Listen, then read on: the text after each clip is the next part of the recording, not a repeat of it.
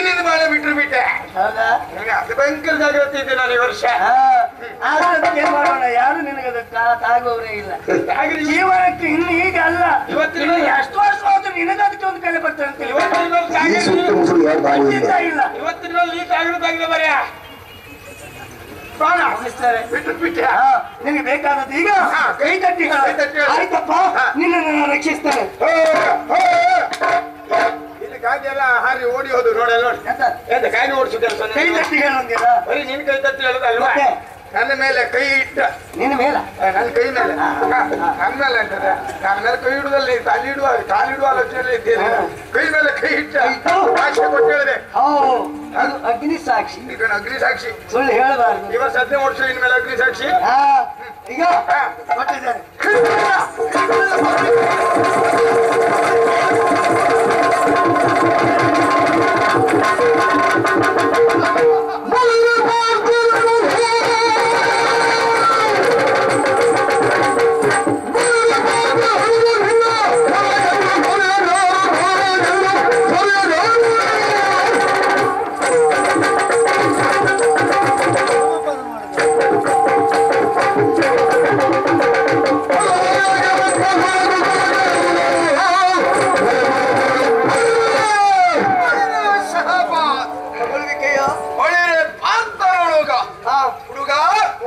ಯಾರು ಭೇದಿಸಲಾಗದೇ ಇರುವಂತಹ ಇಂಥ ಚಕ್ರವ್ಯೂಹವನ್ನು ಪ್ರವೇಶ ಮಾಡಿ ಎಲ್ಲರನ್ನೂ ಸವರುತ್ತ ಮುಂದುವರೆದು ಬರ್ತಾ ಇದ್ದೀಯಲ್ಲ, ನಿನ್ನ ಕುರಿತಾಗಿ ಇಳಿಸುವಾಗ ನಿನ್ನನ್ನು ಪಡೆದಿರುವಂತಹ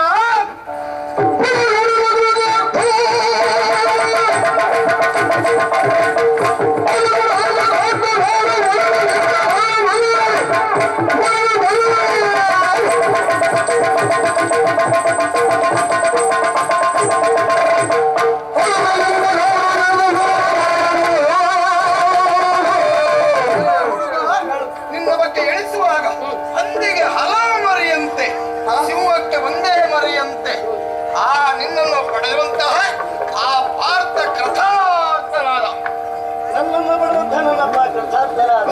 ನೀನೇ ಹೇಳಿದ್ದು ಒಳ್ಳೆದಾಯ್ತು. ಯಾಕೆಂದ್ರೆ ನಿಮ್ಮನ್ನು ಪಡೆದಂತಹ ನಿಮ್ಮ ಅಪ್ಪ ವ್ಯರ್ಥ ಆದ.